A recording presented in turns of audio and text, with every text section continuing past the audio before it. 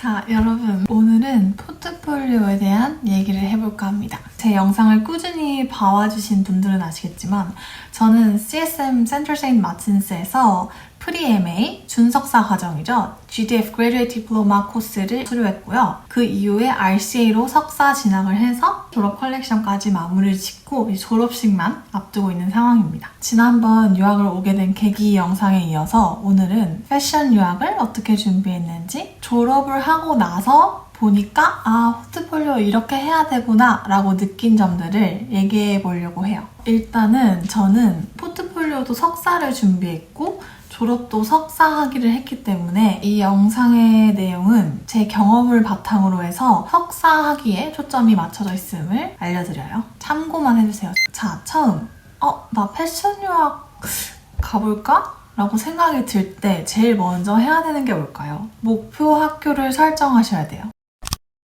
영국 패션 스쿨로는 센터 세인트 마틴스, RCA, LCF, 웨스트민스터, 킹스턴, 미국에는 파슨스, FIT, 그리고 이탈리아의 마랑고니, 그리고 마랑고니는 영국이나 파리에도 캠퍼스가 있다고 들었거든요. 네덜란드의 아르테즈, 또 파리에는 IFM이라는 학교가 있죠. 제가 말한 학교들 말고도 패션 스쿨이 되게 많을 거예요. 어떤 나라에는 어떤 패션 스쿨들이 있구나를 알아보시고 목표 학교를 설정하시는 게 좋습니다. 먼저 학교를 설정할 때는 가고 싶은 국가, 언어도 고려를 해야겠죠. 물가, 그 나라의 삶에서 드는 생활비 비용, 학비, 학교가 있는 위치에 따라서 생활 반경이 달라지고 사는 동네가 달라지기 때문에, 그리고 1년제인지 2년제인지 1년 반인지 기간에 따라서도 금액적인 부분과 관련이 있겠죠. 그리고 학생수가 많으면 많을수록 수업의 질은 떨어질 수밖에 없어요. 조건들을 고려하셔서 내가 갈 수 있는 학교, 내가 가고 싶은 학교 1순위, 2순위, 3순위 여러 개 리스트업을 먼저 해보시면 좋을 것 같아요. 저는 사실 새로운 언어를 다시 시작할 자신이 없었어요. 그래서 일단은 영어권 나라로 가야겠다 라는 게 첫 번째 필터링이었고요. 영어권 나라 중에서 이제 미국과 영국이 있죠? 그러면 미국? 사실 그냥 아무 생각 없이 좀 무서워. 총 쏘고 막 그런 거 아니야? 학교마다 스타일이 다르고 추구하는 가치가 다르기 때문에, 그래서 미국보다는 영국을 더 선호했고, 영국 패션 유학을 고민하고 계신 분들께 조금 도움이 되고자 졸업을 한 입장에서 되돌아보니 학교들이 이런 특색들을 가지고 있구나 라는 게 좀 보이더라고요. 그래서 학교를 선택하시는데 조금 도움이 될 수 있게끔 학교별 특징을 짧게 말씀드릴게요.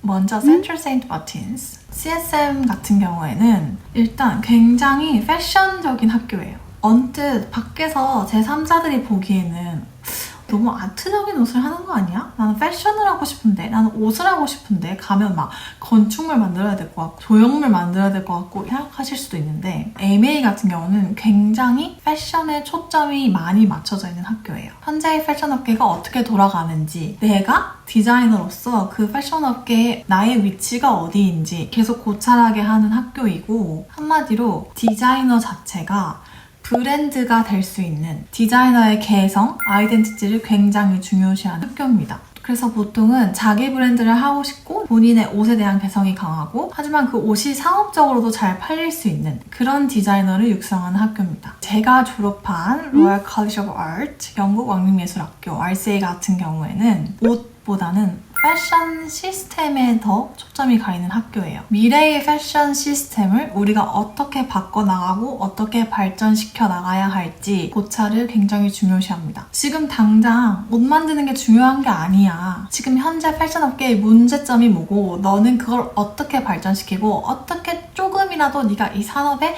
이바지할 건데 라고 물어보는 학교입니다. 결과물이 옷이 아니어도 되고 컬렉션이 아니어도 돼요. 영상물일 수도 있고 논문일 수도 있고 조각물이 될 수도 있고 정말 상관이 없습니다. 그래서 졸업 전시를 갔을 때 다양한 작품을 볼 수 있어요. 이를테면 저희 동기 중에는 카시트를 디자인한 친구도 있었습니다. 좀 더 쌤만은 현재 패션 산업에 집중하는 학교라면 RCA는 미래지향적인 학교라고 보시면 될 것 같아요. 웨스트민스터, 킹스턴, LCF 같은 경우에는 제가 다녀보진 않았지만 주위에 다니고 있는 친구들이 있어요. 약간 저희 유학생들 사이에 퍼져 있는 이미지로는 LCF는 굉장히 실무적인 걸 많이 가르쳐주고 중요시합니다. 옷을 그냥 겉만 예쁘면 되지 아마추어처럼 만드는 게 아니라 진짜 안사양부터 디테일까지 마감이나 옷의 핏에 따라서 패턴은 어떻게 떠야 하는지와 같이 실무적인 걸 굉장히 잘 가르쳐주는 학교라고 알고 있어요. 그리고 웨스트민스터 석사는 남성복 학교인데요. 그래서 남성복의 역사부터 남성복은 어떻게 여밈을 해야 되고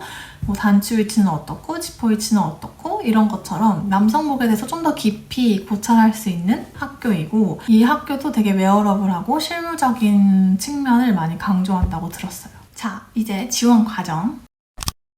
물론 제가 목표 학교를 설정하라고 해서 1순위 학교만 지원을 하시면 안 돼요. 일단 다 싸그리 다 지원을 합니다. 파리에도 넣어보고 영국도 넣어보고 뭐 미국도 넣어보고 다 넣어봐요. 왜냐면 붙어야 가잖아요. 모든 학교를 다 써보시는 게 좋습니다. 그리고 지원을 많이 하면 많이 할수록 그 스테이트먼트 쓰는 것도 많이 늘고 포트폴리오를 어떻게 정리해서 내야 되는지 요령도 많이 늘기 때문에 무조건 여러 번 지원을 해보시는 게 좋아요. 지원 과정은 학교 홈페이지에 들어가셔서 Admission in Try 부분 카테고리를 봅니다. 언제 모집이 열리고 언제 마감을 하는지 날짜부터 확인하세요. 지원을 하려고 했는데 어머 지났네? 내년에 지원해야겠네? 이러면 안 되잖아요. 언제 열리고 언제 닫히는지부터 파악을 하셔야 되고요. 아 이때쯤 지원하면 되겠구나. 본인 스스로 데드라인을 잡아놓고 열심히 포트폴리오 준비를 해요. 제출을 하려고 이제 apply 버튼이 뜨면 학교마다 여러 조건들이 나올 겁니다. 스테이트먼트 500단어 써야 된다, 뭐 CV 넣어야 된다, 자기소개 영상 찍어야 된다, 포트폴리오는 10페이지다,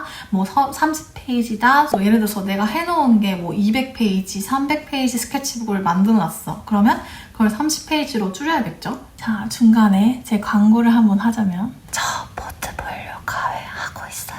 그러면 이제 대충의 지원 흐름은 끝났고요. 목표 학교 설정하고 학교를 설정했으면 어떻게 지원을 하는지의 방식에 대해서까지. 그럼 포트폴리오는 어떻게 준비해야 돼? 이게 제일 중요한 거잖아. 이 썰을 풀어야지 라고 하시는 분들이 계실 것 같은데 자, 포트폴리오 준비하는 방법은 제가 이렇게 하세요 라고 말씀드릴 수가 없어요. 왜냐면 정말 답이 없기 때문이에요. 정해진 답이 없습니다.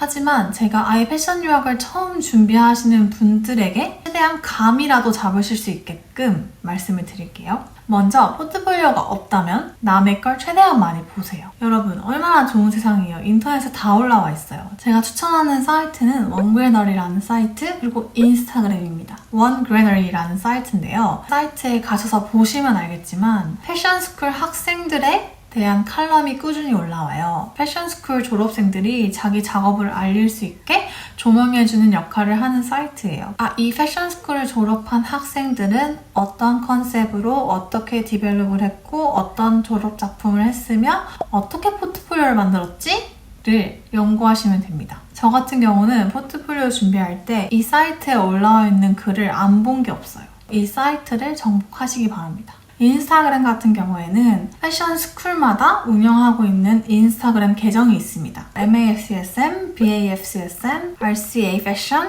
Westminster Fashion, 그다음에 IFM, IFM Knitwear 등등 해서 계정에는 학생들의 작품이 꾸준히 올라와요. 그 작품에 대한 설명, 그리고 그 디자이너의 계정이 뭔지도 태그가 돼 있습니다. 그럼 이렇게 타고 들어가서 내가 목표로 하는 학교는 이런 스타일이구나, 이런 작업을 많이 하는구나, 이렇게 감을 잡으시면 됩니다. 자, 다음. 이런 주제로도 옷을 만드는구나. 남의 거를 보고 감을 잡았다면 두 번째, 주의할 점. 처음 컨셉을 잡으실 때 놓치지 말아야 할 중요한 점이 있어요. 죽음? 이렇게 멋있어 보이고 내가 좀 아티스트적으로 생각도 하는 것 같고 가장 중요한 점은 이 작업, 이 프로젝트를 통해서 본인이 하고 싶은 얘기가 있어야 됩니다. 본인이 전달하고 싶은 메시지가 있어야 돼요. 내가 이 작업을 왜 하는지, 왜 하고 싶은지 이 메시지를 전달하고 싶어 라는 게 있어야 됩니다. 그리고 리서치는 최대한 본인의 것에서 시작하시는 게 좋아요. 본인의 경험, 본인의 백그라운드, 본인의 가족, 주위 환경 등등 스타팅 포인트는 일단 본인의 것에서 영감을 받고 본인의 스토리에서 시작하는 것이 좋습니다. 그리고 여기서 포인트는 새로워 보이고 신선해 보여야 된다는 그 압박감에 진짜 나와 아무 관련도 없는 주제를 해버리면 아무리 포트폴리오를 잘해서 1차는 붙어도 2차 면접에서 떨어질 수밖에 없어요. 그래서 면접까지 잘 통과를 하려면 포트폴리오부터 진짜 자기를 보여주는 게 좋아요. 본인의 것에서 좀 더 일반적인 리서치로 넓혀 나가시면 됩니다. 그 일반적인 리서치가 뭐예요? 이건 이제 가이를 하시면 아실 수 제가 드리고 싶은 말은 개인적인 거라고 해서 특이한 게 아니에요. 가장 개인적인 게 가장 일반적인 것이다. 가장 공감을 살 수 있는 것이다. 라는 걸 알려드리고 싶어요. 저의 석사 졸업작품 같은 경우에도 오피스룩에서 출발을 했잖아요. 여성의 조이는 몸을 편안하게 만들어주는 거. 조이는 걸 풀겠다. 얼마나 뻔해요, 주제가. 저는 진짜 제가 하고 싶은 거, 제가 전달하고 싶은 메시지, 오피스룩 디자이너였던 경험을 살려서 출발을 했어요. 이걸 어떻게 푸느냐가 더 중요해요. 이 자체 컨셉보다 푸는 방법을 저는 스트레치 심 라인이라는 개념을 도입을 해서 늘어나는 심 라인을 만들기 위해서 니트 심 라인, 니트 봉제선을 개발을 한 거예요. 아무리 컨셉이 너무 사람들이 많이 했고 일반적인 것이어도 하지만 그게 내가 진짜 하고 싶은 거고 내가 전달하고 싶은 메시지가 있고 정말 본인의 경험, 백그라운드에서 출발을 했다면 풀어가는 방향이 남들과 다를 것이고 그 다름이 새로운 개념을 도입할 것이고 그게 진정한 새로운 거고 남들도 공감을 할 수 있다. 자, 그리고 면접입니다. 보통 한국에 있던 런던에 있던 15분에서 30분 정도 줌 미팅으로 진행이 돼요. 만약에 인터뷰가 붙으시면 인터뷰 인바이트 이메일이 올 거고요. 그 시간에 이제 줌을 켜서 미팅을 하시면 되세요. 그 미팅 시간은 당연히 그 학교가 있는 그 나라의 시간 기준이기 때문에 그 시간 계산, 시차 계산을 잘 하셔야 됩니다. 저는 석사 입시할 때 면접을 4번 정도 봤어요. 면접을 하면서 공통적으로 받은 꼭 나오는 몇 가지 질문들을 공유를 하도록 하겠습니다. 자, 첫 번째 질문. 너는 어떤 맥락의 디자이너인지 설명해라. 두 번째, 너의 작업에 대해서 설명해봐. 세 번째, 좋아하는 디자이너?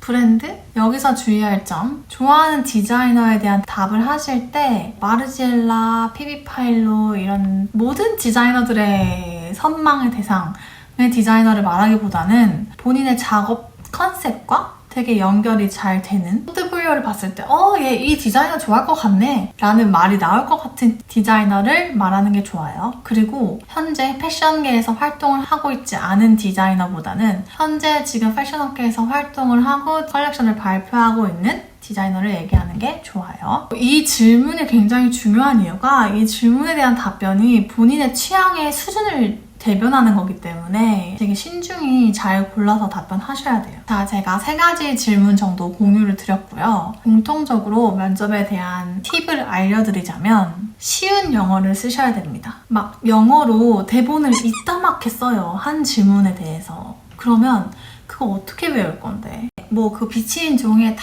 써가지고 모니터 화면에 붙여놓고 그거 보면서 말할 거야? 머릿속으로 혼자 외운 거 생각하면서 그렇게 대답할 거야? 인터뷰하는 교수 눈 안 쳐다보고 쉬운 영어를 하라는 것은 본인이 말을 하면서 내가 무슨 말을 하고 있지? 이런 생각이 들면 안 돼요. 본인도 본인이 무슨 말을 하고 있는지 모르면 안 됩니다. 내가 하고 싶은 말은 이거야. 영어적 화법 있죠? 결론을 먼저 얘기하고 부연 설명하는 우리나라처럼 한국말은 끝까지 들어야지. 이걸 적용하시면 안 되고 영어적 화법을 쓰셔야 됩니다. 결론, 내가 생각하는 제일 중요하게 전달하고 싶은 문장을 먼저 얘기하고 그 다음에 부연 설명을 하시는 게 좋아요. 자, 마지막 챕터.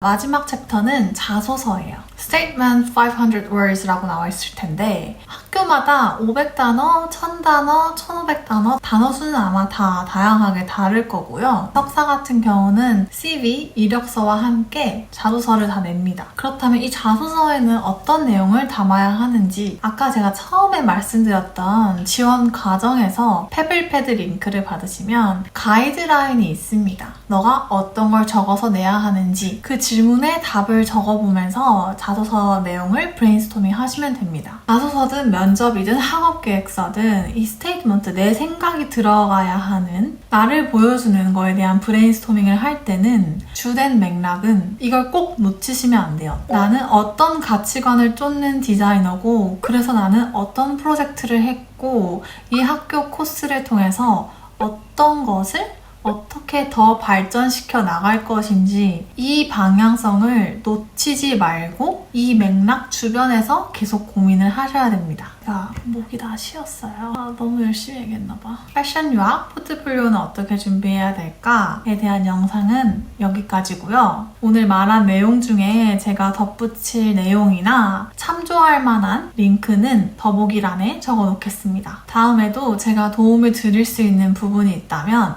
잘 정리해서 가져오도록 하겠습니다. 모든 패션 유학을 준비하시는 학생분들 파이팅! 오늘 영상도 봐주셔서 감사합니다. 안녕! The question is, how are you going to distinguish yourself in this? What's going to be something that's kind of like really integral about your process, your investigation? It doesn't need to be so kind of like, it doesn't all need to be like mega crazy. What's something that pushes fashion a little bit forward?